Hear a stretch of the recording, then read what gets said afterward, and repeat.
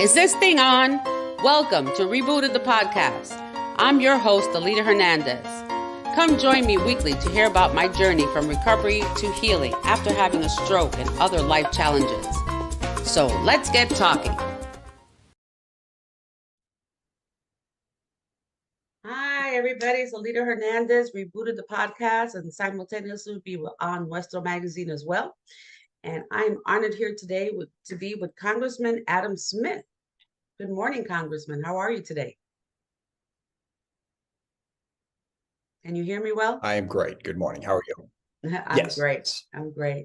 So I saw that you come out with a memoir, Lost and Broken, and it just caught my attention, I guess, by the title, and especially because we're going through so much since 2020 with mental issues. And that's one thing that I feel that we don't talk enough about. There's a lot of other things they talk about on the news, but not about mental health and the struggles that we go through. So let's talk about you. How did you, start this journey, and what was the trigger that happened? Well, I went through, well, it started in 2013 with a bout of uncontrollable anxiety. I mean, I'd always been a high stress person, and I had a bout of depression when I was in my 20s, just briefly 4 or 5 months, and then an attack of anxiety back in 2005, all of which I got through without really thinking about much. But in 2013, just an uncontrollable amount of anxiety came over me that was different. Well, it was the same as it was in 2005, but it was different than normal. So I didn't know what to do about it. So I went through a series of psychiatrists, psychologists, trying to figure out what was going on, medications, all of that. And then about a year after that, I developed chronic pain in my hips and back, which, I wound up doing 3 hip surgeries, 2 total replacements. And even after those surgeries, I was just in worsening shape to the point where I was in pretty much constant pain and, unable to sit, stand, and again, battled through a whole bunch of different medications. So basically, over the course of 6 years, I tried to figure that out. Going back, into my history, I had knee surgery when I was a kid, and then mentally I was adopted. I had some family issues, and trying to figure out how do I sort all of that out to heal my body and mind? And during the course of that, as I document in the book, I went to over 100 different healthcare providers of one kind or another, trying to figure this out. So the memoir sort of explains that journey. And ultimately, I got to a good place. I found a psychologist who did help me. I found a muscle activation therapist who taught me how my body works. So I wrote the memoir, well, at first, just to sort of get it fresh in my mind. What happened? In the military, they refer to it as an after-action report, if you will, to help you understand it. But then, as I was telling the story, as you alluded to, this is something that millions of people in this country go through in some combination. So I felt writing the book, given my position as a member of Congress, would help start that conversation, or not start it, help that conversation overall, to hopefully, help people in this country and our healthcare system overall figure out better how to help people facing, chronic pain or a mental illness. Yeah, I see it's a big issue. I see people in the street, and since I'm in Florida, I'm in Fort Lauderdale, Florida, so the homeless issue is not aggressive like in other states. But you do see some people in the street, and most of them that I see have some form of mental issue or some form of depression. I mean, it's some form of depression because they're either using a substance or they're just, they're in the street. Right. They don't know what to do. And I was looking up statistics. So they say that our depression levels since 2020 have increased about 25% in the United States. And we have the United States has like the highest level of mental health issues, and looking at like 15 million Americans suffering with depression. Our suicide rate has gone up, drug overdoses, so and what you're talking about, just briefly, that you talked about, a lot of people have gone through similar things, family issues, abandonment issues, that things that trigger us from our child that we don't even realize that affect us as an adult. Well, speaking from a public policy standpoint, I honestly feel, there's a ton of challenges out there that we're facing. I think the core of, 90% of all of them does come back down to mental health. You mentioned homelessness and well, substance abuse has become a huge problem. You simply can't function as well as a human being when you're experiencing these things. And if we could treat the underlying mental health issues, the depression, the anxiety up front, that would help with all of these other issues. And we're a little bit lost in this country in terms of figuring out how to deal with it. Yeah, it's really sad because I remember as a kid we used to have they used to be state hospitals for mental health, and then I'm not sure the history of it. You would know more maybe than me. Yeah. That when the state hospitals closed due to I think there was abuse and some other conditions. I don't know what it was. Well, the history of it is this. The history is that, for years, institutions were what we did. And a lot of times institutions were, okay, we don't know how to deal with this person. We're going to institutionalize them. Okay. And without question in the 60s and 70s, and frankly, it's the same with our criminal justice system, we became over-reliant on locking people up, whether it was for mental health conditions or through our criminal justice system. And that basically took a lot of lives and ruined them. And a lot of people noticed this and wanted better in a different system. So that, I think, was perfectly logical. And the idea was, well, we should do more community-based care. We should do more rehabilitation. But there were two sort of flaws with that as the policy was implemented. First of all, that we never built the community-based care. We don't have the systems of, smaller community-based treatment facilities. There just isn't the volume. And the second problem with that is some people do need to be institutionalized. And by the way, that is a very controversial sentence for me to utter. There's a lot of people who totally disagree with that. I just think they're wrong. I think there are some problems that are so severe that it requires that institutionalization. And then the second big piece of the controversy here is who makes the decision? Because what we've shifted towards is the idea that the individual in crisis should have greater control over those decisions. And to some degree, in certain instances, that can make sense. But if you have someone who is suffering from severe mental illness, severe abuse of drugs, they might not be in a position to make that decision. So, but we've become very reluctant to have the state or government make that decision. And as a consequence, it's very hard to involuntarily commit people to get the mental health treatment or drug treatment. And we've seen that problem explode across the country when combined with the fact that, like I said, we have insufficient treatment facilities in your average community. Seattle, I represent part of Seattle. I live in a suburb just outside of there.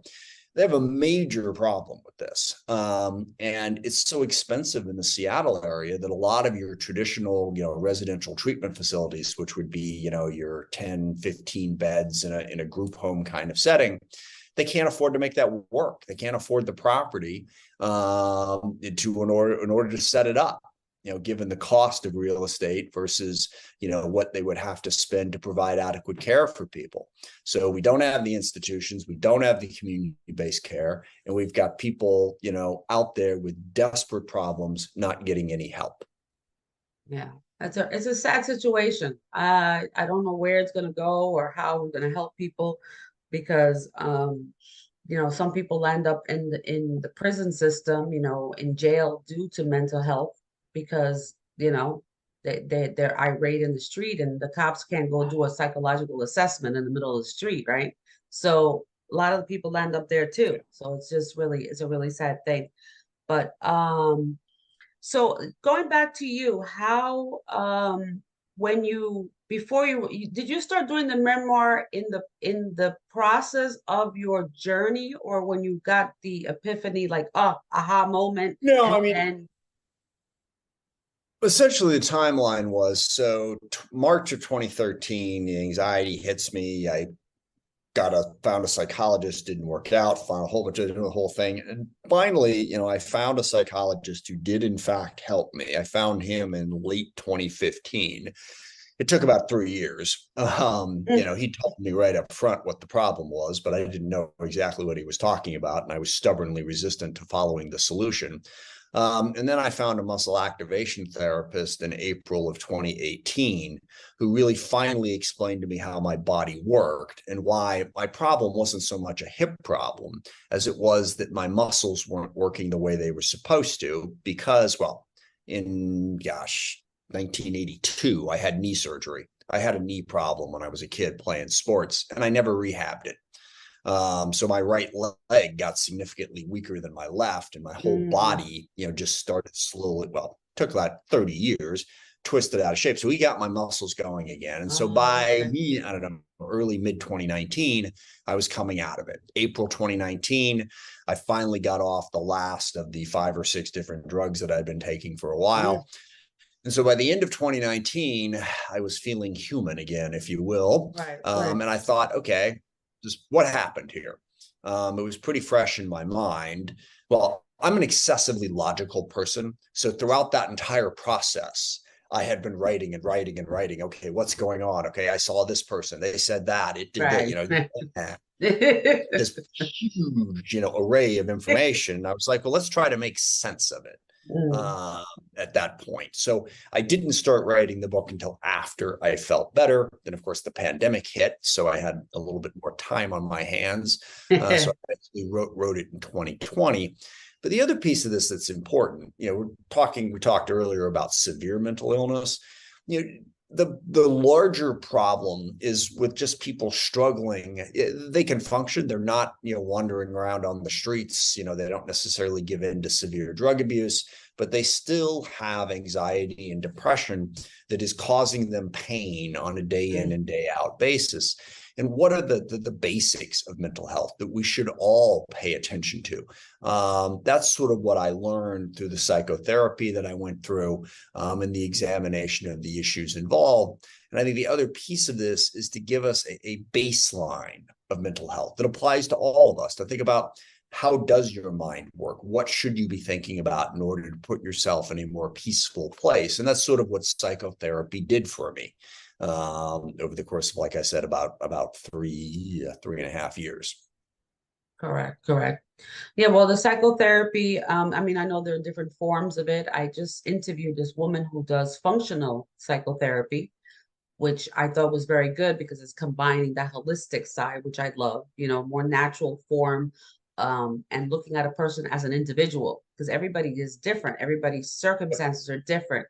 So we can't categorize, sometimes we're categorized, okay, mental health is one straight line, but it's not, because what I went through and what you went through are different. And also, I want to talk about as a man, because people don't, this is another thing that I find that is not discussed. Most women were very vocal and will talk about it, but men usually do not.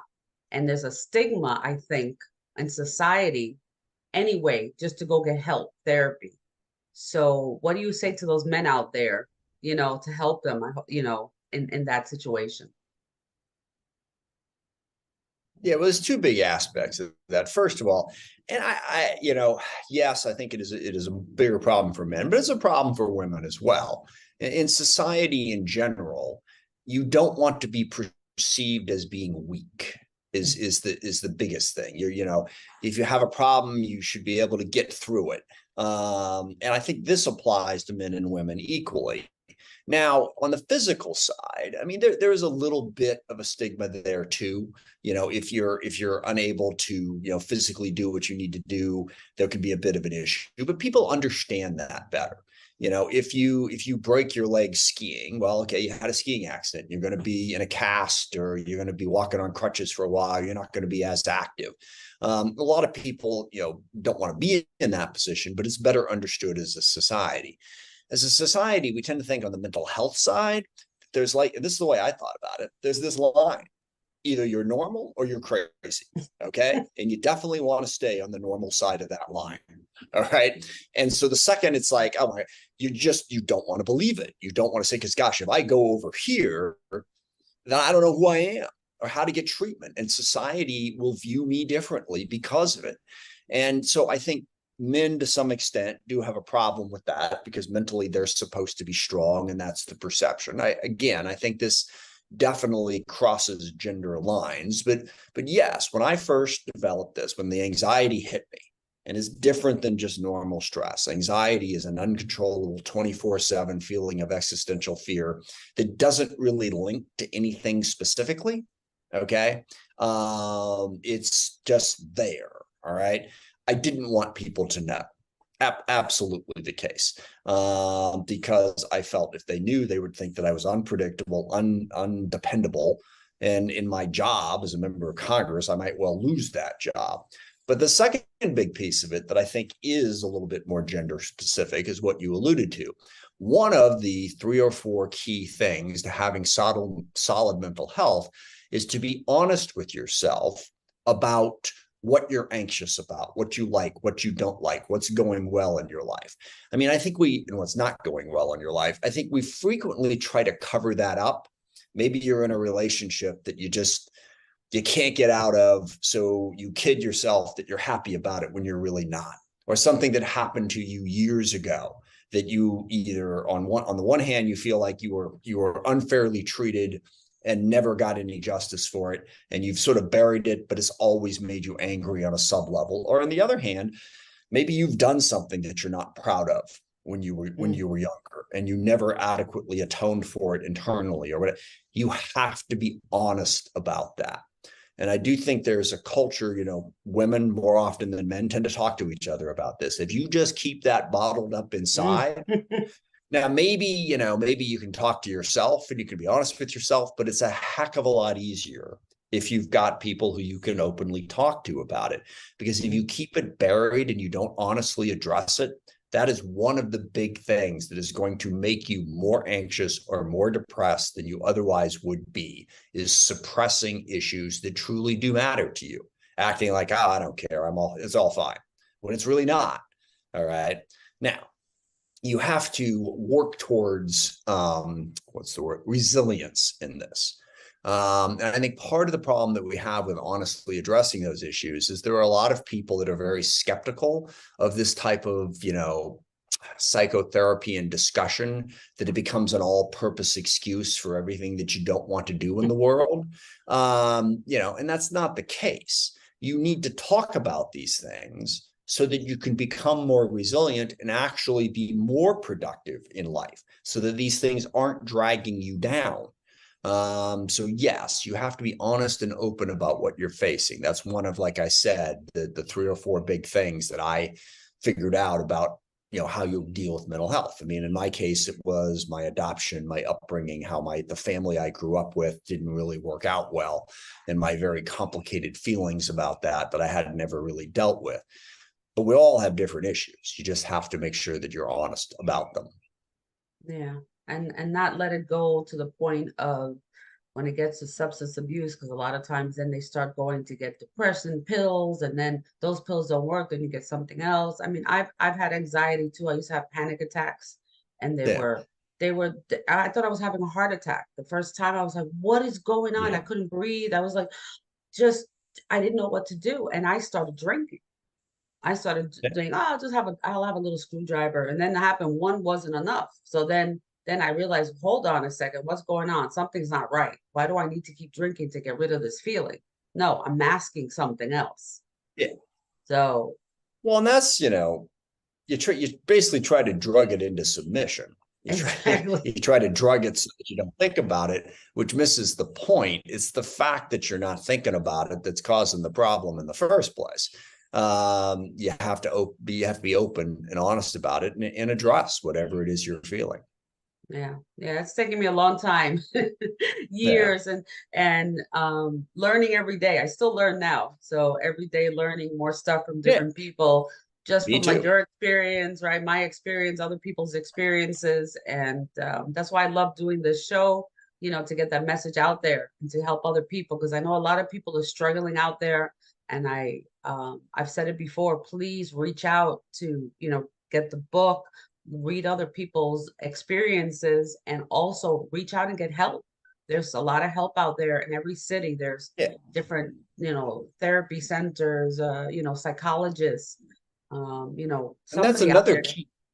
That's sorry to interrupt. That's another key part of the message. And ultimately, if I could only get one message out there around this whole issue, it's what you just said. Help exists. You can get better.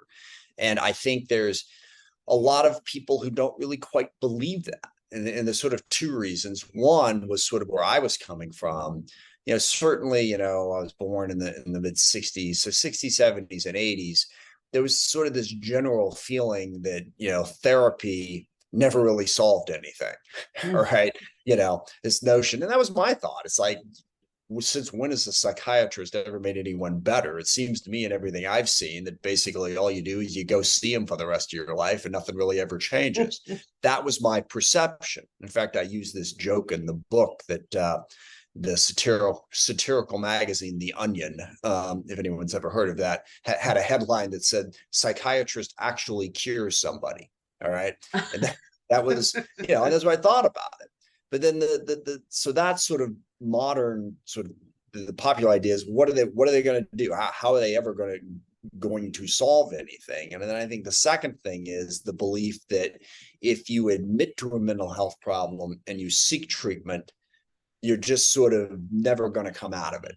That it's just, and that's simply not true. There are ways. There are treatments that are available that will make you better. You can figure out how your mind works so that you can deal with the stresses of life better than you do. There are techniques and therapies and help out there that's going to happen. It's not just a place where you go to talk about your problems to no particular end. There actually are therapies and treatments that can help you better deal with the stress in your life. Yeah, exactly. So that's what we want to give out, that message to everybody out there. Don't stay alone in this. Depression is real, anxiety is real. The pandemic brought in a whole bunch of other problems with people that were already facing all these issues. And I still see it now. I see it in my friends. Some people are still afraid to go out. Some people are still wearing masks. It's 3 years. Like, you're harming yourself at this point now. You have to, I worry about those people, because you can see them now that they're just afraid to go out or be around people.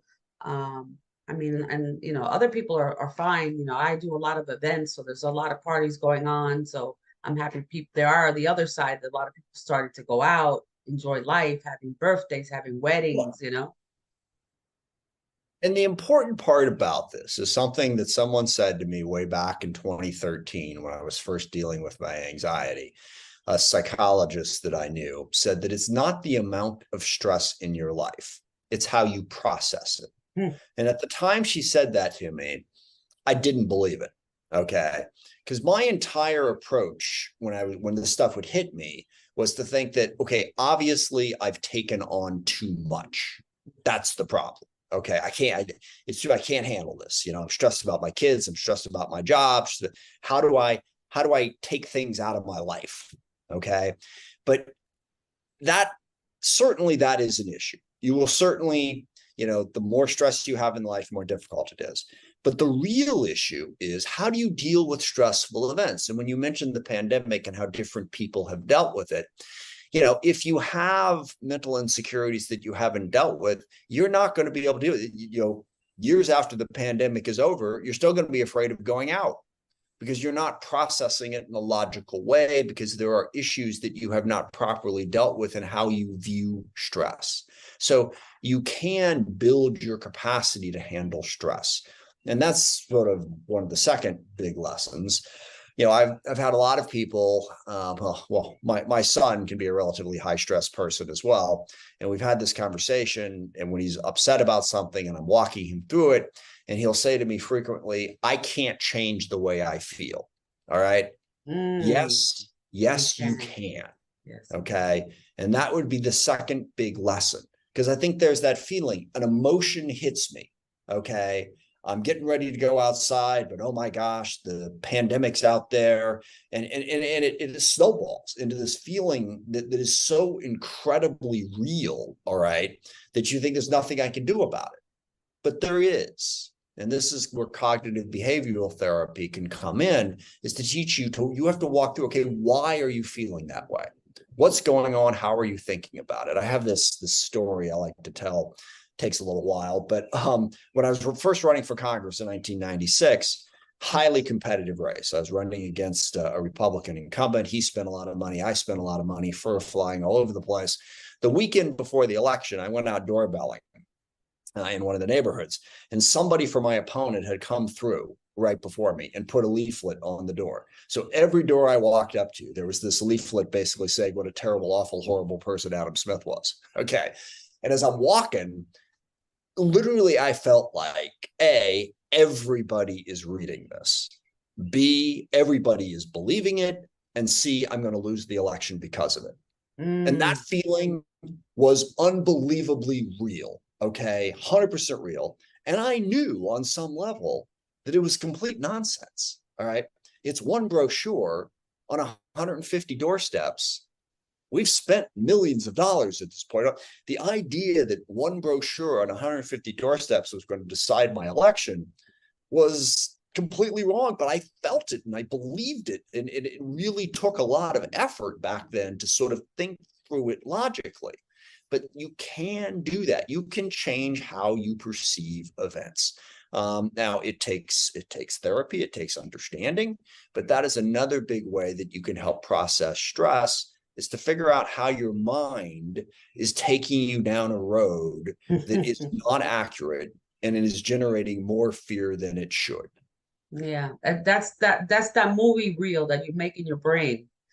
And my husband says it the other day. He's like, "Oh my gosh, I can't stop the movie in my brain." Like he was worried about something, and then he started. It just snowballed, and he just made a sequel. You know what I mean? Like it just Yeah, continued.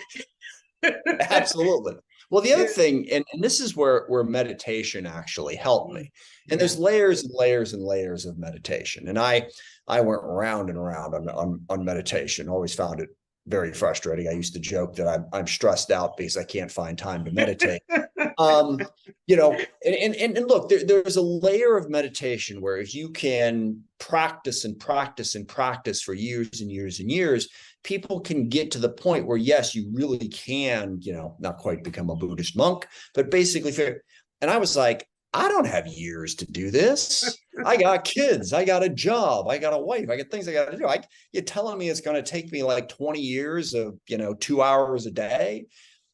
You don't need to do that. What meditation ultimately wound up helping me, and there were a couple of different, meditation sites that delivered this message, is you can meditate at any point during the day. And basically what it means, I do it sometimes in the shower, brushing my teeth while I'm on a walk. Just go a couple of minutes without chasing any of the thoughts that come into your head. The language that is used is just notice it. Okay. So for 2 or 3 minutes, things are going to occur to you. You're not going to shut off all of your thinking. You're not going to shut off all of your senses, the sounds and the smells and everything and the thoughts, they're going to come into you, but don't follow any of them. Just notice it and move on. Okay. And it's really important practice, because that's what can help you with that movie that your husband was deciding. You don't have to watch the whole thing. Okay. You can see it and go, okay, I noticed that. I'm not going to try to explain it. It's going to hit me and I'm going to move on. And that really helps you to process all the stuff that's coming at you if you do that practice. And you don't, like I said, you don't have to do, 20 minutes twice a day, or right. just let your brain occasionally go, I'm not shutting it off. I'm just not going to go chasing everything. And that can really help you relax. Well, I'm happy you mentioned meditation, because that's exactly what he's doing now. Good. We're going on through this journey now, and we both do meditation, and he has learned on his own. He's taking it. In the beginning, he was very resistant, to understanding what meditation was and what do I need it. And now when he starts getting that movie starts going in his brain, he takes even 10 minutes. He just goes alone. He'll put the headset on There's a lot of stuff on YouTube for meditation. You can put Yeah. sounds. There's a lot of different things out there. Puts that on and he just goes to another zone. Just, download the movie, erase it, let's move on, So he's Yeah. learned to hit that to stop the trigger. And the whole thing is about mind. It's your mind, your thinking. I never understood it. I mean, we all have a brain, we have a mind, but we don't understand really the capacity that we have as a human being. We have so much capacity to heal. Your body will heal, but stress is such a dynamic word because it's a killer. Home stress, work stress, being a perfectionist, whatever you're doing, things, everything, your whole life, driving traffic, right? You tense up your body. You talked about how your body was, that you had your knee, you didn't have therapy for your knee. And then with all the anxiety too, that affects your body. It affects you physically.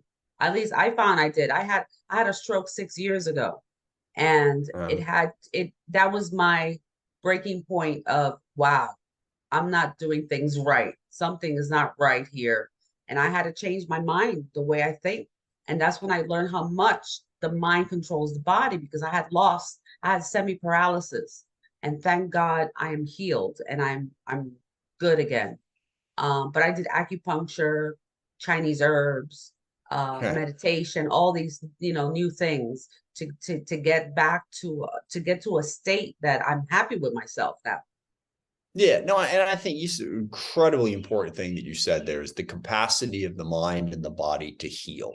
Because that's sort of the second problem with, as I see it, sort of the modern take on mental health. It's sort of searching for the trauma in your life, which is good. That's part of how you have to sort of get to a mental place. But then you have to understand that you can heal, you can get better. Too much of what I've seen of modern discussions of mental health is let me figure out why I'm dysfunctional. Okay. And that's important, certainly. All right.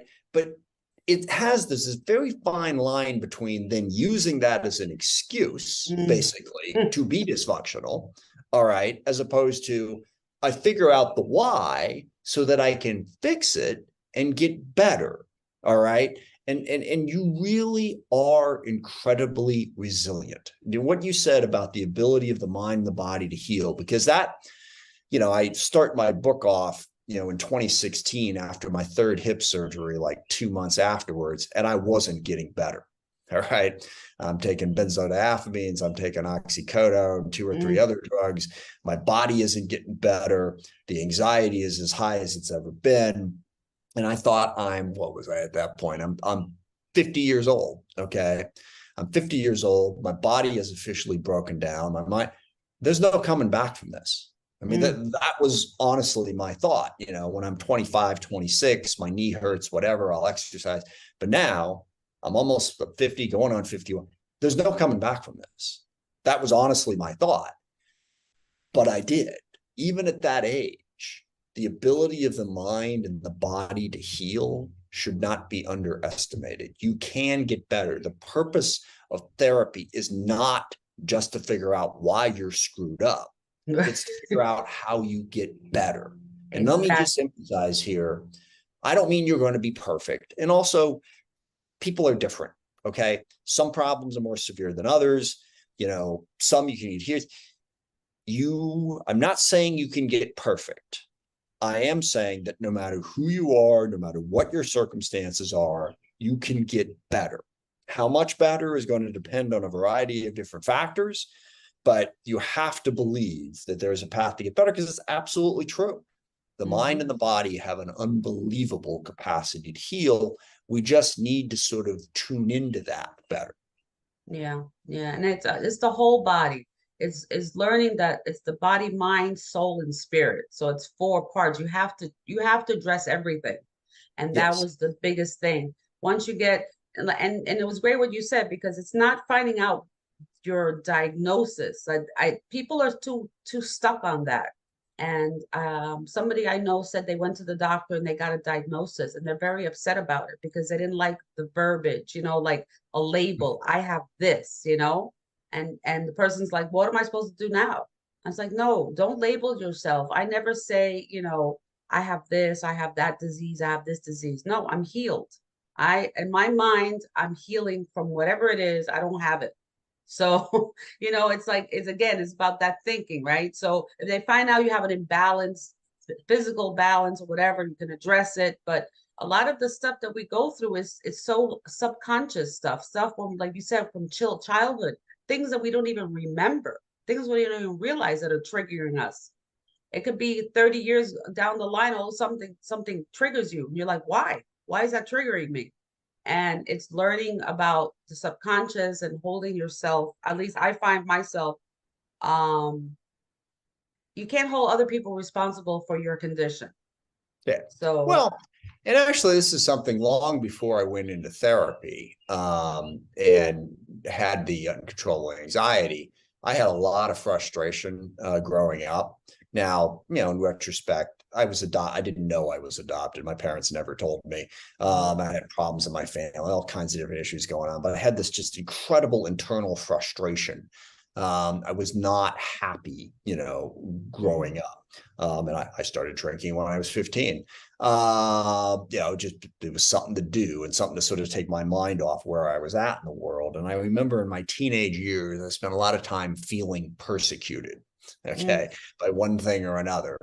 And finally, when I was 19 years old and a freshman in college, in the midst of one of those feelings, I said, you know what? I do not want to figure out an excuse for why I'm not happy. I want to be happy.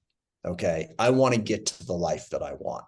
So I'm going to stop all of this. It's unfair that this happened to me. It's unfair that that happened to me. I can't believe that, and I'm going to go, okay, I'm going to figure this out. I'm going to figure out what I want to do and how to get there. And I think that's a great sort of template for an approach to mental and physical health. You don't go to get a diagnosis so that you can feel comfortable in your misery. Okay. You go to get a diagnosis so you can figure out how to get better. And that's hard because sometimes, you really do kind of there's a part of you that just wants a solid excuse. Okay. A solid excuse to give up, because it's so hard. I mean, if you're thinking, oh, there's something I could do and I'm just not figuring it out, is not a terribly comfortable feeling. But it can be a motivating feeling to get you down the path to figure out how you're going to get better. And that's ultimately what sort of saved me, if you will, was as bad as I felt and all of that. I just never lost that baseline determination. I'm going to figure this out, and I think we need to have that motivation. And again, tied back to the idea that you can get better. There are options out there if you can figure out what they are and generate the capacity to address them. Yeah, exactly. I think a lot of it's fear. A lot of us we're fearful of what we know and sometimes what we don't know. And we don't want to find out. Like you repress memories, bad things that happen to you in life. And it's taken me my whole life, to understand that too. Things that you've gone through that affects the way you act, the way you think, the way you do things. But yes, there's help out there. Our message is, please get help out there. Reach out to somebody, a therapist. There's a lot of therapy out there. Now we have the ability. Thank goodness when we were young, when I was young growing up, I was born in the 60s too. We didn't have these cell phones and we didn't have technology. So nowadays I get a little frustrated with people because I'm like, you have everything in your fingertips. Your phone is a computer.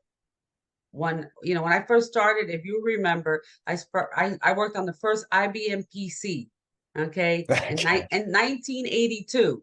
That the hard drive was as big as our screen that we're on, okay, and it was like this little, like it stored like 10 documents, and we were whole happy.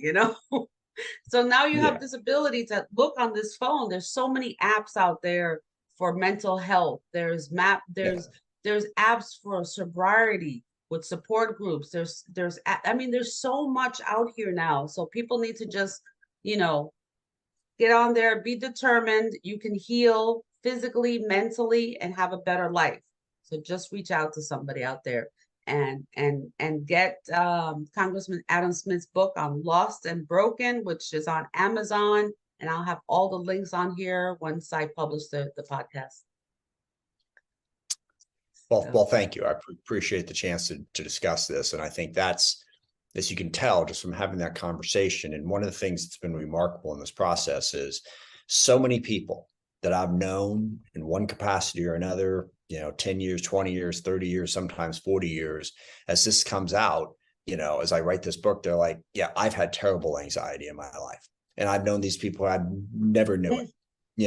So it helps start the dialogue, and then we can learn from each other on how to get better. So it's been remarkable to have the opportunity to hear all those stories. That's awesome. And then you had your support of your family, your wife, your children, and they saw you go through this process. So yeah, it must be interesting to have people that you work with and people that your friends that didn't know that you went through all this, and now they're like, Adam, what happened? How come you say anything? What do you mean you went through all this stuff? Oh my gosh, right? Everybody's like, yeah. I have had many people reach out to me with pretty much exactly that sentiment. So yes. But yeah, see, and that's the thing. So many of us we're suffering in silence. Yeah. We suffer in silence to our friends and our family. We put the face, it's like the commercials. You put the face on, you're smiling, everything's good. Yeah. But when the door closes, you're not. Well, and I think that's also, you mentioned modern technology, and that's one of the downsides to modern technology, though, is you can create a picture. And this is sort of the fear of missing out thing that you talk about, that people talk about in psychology and FOMO. It makes you feel in some way, you see all these pictures and all these images of other people, and they look like they've got this great life. They're so happy. Everything's going well. What's wrong with me? That's just a picture. Okay. That's just an image. That's not really what's going on. All right. And I think that's part of it. I remember I made this observation when I was raising, my children. You see all the family pictures and everybody. Nobody ever takes a picture when your kid's throwing up at 3 o'clock in the morning and you haven't slept in 2 days, and you and your spouse are screaming at each other about who's not doing enough to help the baby. It's true. Okay. So you also have to recognize that life is not as perfect as it is presented to you in the media world. And I guess, so that helps you realize that you are real. There's nothing weird about you. A lot of people who are putting up these very, very positive pictures, they're dealing with some of the same stuff you're dealing with. It's perfectly normal and perfectly fixable. Exactly. So that's why I'm always transparent. I talk about, who I am, what I go through and the struggles. And I interview people like you to talk about these natural things that we all go through and that we all share similarity. It doesn't matter where you live, where you come from, your background, your ethnicity. We all go through very similar things in life. And there's there's tons of books out there, but when I first had my kids, I said, we need a manual, but I mean a real manual. You know what I mean? Like I remember back when I had the kids in the 90s, I was like, when I got home with the baby, and I'm like, now what do I do? Yeah. Because you're young, you have a child, right?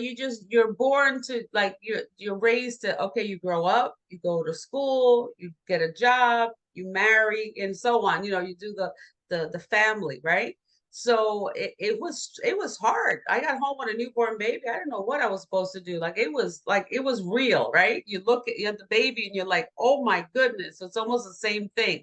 You look at your fears, your anxiety, and it's like you're looking at that child. Like, now I have a responsibility. So now what do I do?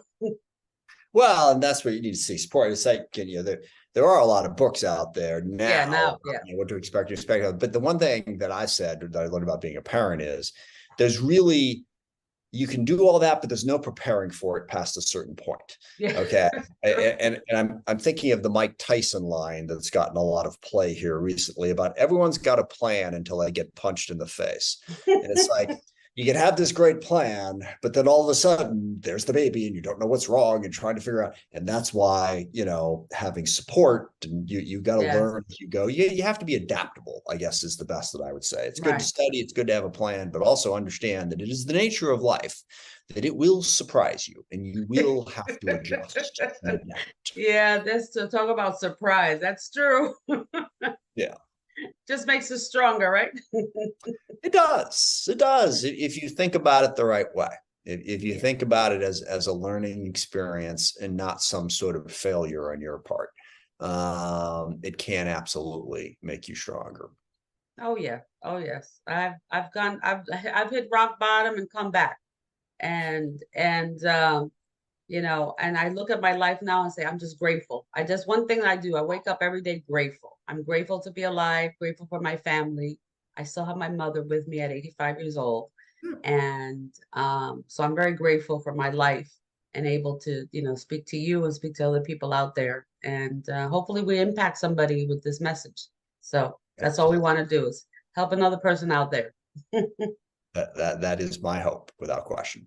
So I appreciate you and your time and the wonderful conversation. And I have a copy of your book. I'm gonna go through it. I have the digital copy. I can look through it and share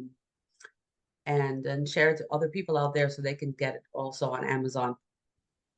Thank you very much. Well, it was very nice meeting you, and I really enjoyed the conversation. All right. Thank you. Thank you. So bye, everybody. Alita Hernandez, Rebooted the Podcast. Let me stop the recording.